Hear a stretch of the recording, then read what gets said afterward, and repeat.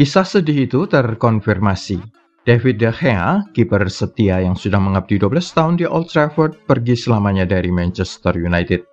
Tidak ada tanda-tanda klub setan merah akan mempertahankan atau memberi kontrak lanjutan setelah kontraknya saat ini selesai pada akhir Juni 2023. Tetapi mengapa? Apa alasan dari Erik ten Hag membiarkan kiper setia asal Spanyol itu pergi? Dan apa alasan dia mengejar Andre Onana, kiper yang sebelum ini merumput sebagai penjaga gawang Inter? Kami telah merangkumkannya bagi Anda berikut ini. Mengapa De Gea dibiarkan pergi oleh Manchester United? Sama seperti alasan Joe Hart dibiarkan pergi oleh Manchester City di bawah Pep Guardiola. Tidak cocok dengan permainan tim yang dirancang oleh Erik ten Hag. Sang pelatih Belanda itu sebenarnya sama saja seperti Guardiola. Ingat bahwa keduanya sama-sama berkepala licin dan sama-sama pernah berada di Bayern Munchen pada periode waktu yang sama. Pep menangani Scott senior di Rotten, ten Hag Scott juniornya. Cara bermain mereka kurang lebih sama. Memulai bola dari arah belakang, perlahan menjaga agar bola tidak jatuh ke kaki lawan atau dicuri di tengah perjalanan pembangunan serangan ke depan. Model serangan kedua pelatih ini sama. Tidak ingin musuh mendapatkan bola mudah, jadi kecuali situasi memaksa dan menghadapi lawan tertentu, sangat amat jarang sekali ada bola tendangan jauh ke depan dari si penjaga gawang. Itu sebabnya baik Pep Guardiola maupun Erik ten Hag sama-sama mensyaratkan kiper yang jagoan olah kaki. Memiliki kemampuan teknis, skill mengendalikan bola dengan kakinya, bukan sekedar ahli dalam menangkap bola dan mengamankan gawangnya. Kiper di mata Erik ten Hag dan Pep Guardiola harus menjadi salah satu dari bek tengah yang mengendalikan, menahan, dan kemudian menyalurkan bola. Hal ini tidak ada dalam diri Joe Hart, bekas kiper Manchester City saat Pep Guardiola pertama kali datang, dan juga tidak ada dalam diri De Gea saat Erik ten Hag datang. Sang kiper Spanyol dikenal sangat gugup setiap kali ditekan lawan di dekat gawang atau di dalam kotak penaltinya sendiri. Sudah tidak terhitung adegan dia salah mengumpan, memberi bola gratis kepada lawan gara-gara terlalu cepat melepas bola. Takut pada tekanan lawan. Erik ten Hag kemudian dipaksa mengubah taktik permainan gara-gara kelemahan kiper Spanyol ini. Jadi meskipun dia seorang pelayan setia selama 12 tahun terakhir, David De Gea terpaksa dilepas karena dia menghambat kemajuan tim. Jika dia terus gagal menjadi pembagi bola sejak awal, itu akan menahan tim untuk mendominasi bola, dan setelah satu musim berlalu Manchester United akan lagi-lagi menemukan diri mereka gagal menjadi juara Premier League. Itu sebabnya meskipun menjadi keputusan yang tidak populer dan dikecam para komentator seperti Rio Ferdinand, ini menjadi pilihan terbaik. Lalu mengapa Andre Onana?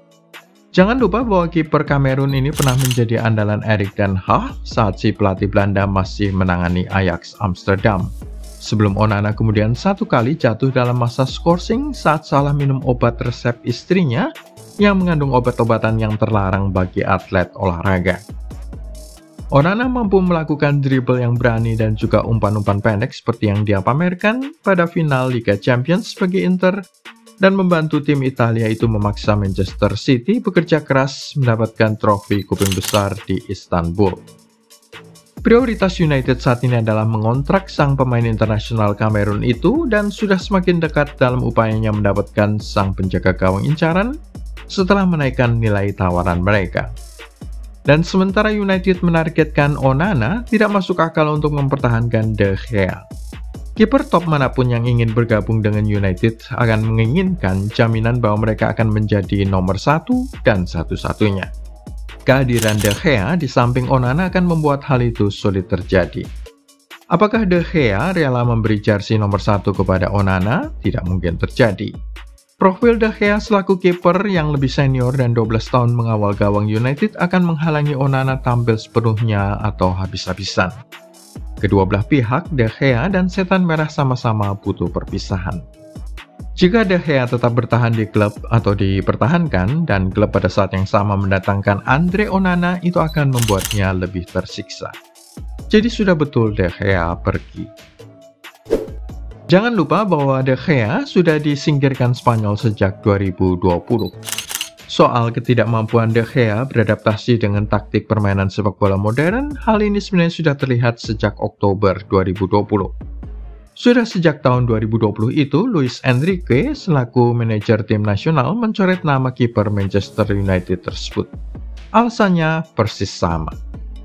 Berbicara dalam konferensi pers setelah pengumuman skuad pada tahun 2021, mantan manajer Barcelona, Luis Enrique, mengungkapkan De Gea tidak masuk ke dalam skuad La Roja karena tidak cocok dengan gaya permainan yang dia terapkan.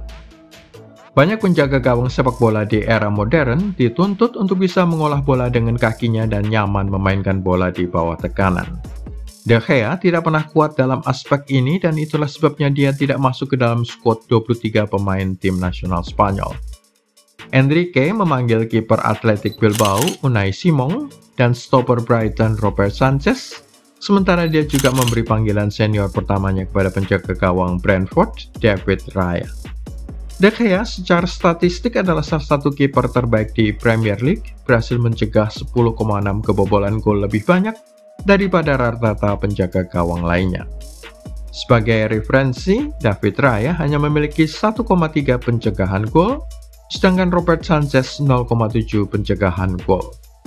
Namun aspek lain adalah kurangnya keinginan meninggalkan kotak penalti dari De Gea. Main aman di dalam kotak, tidak bersedia berubah posisi menjadi salah satu bek tengah guna mendistribusikan bola ke depan.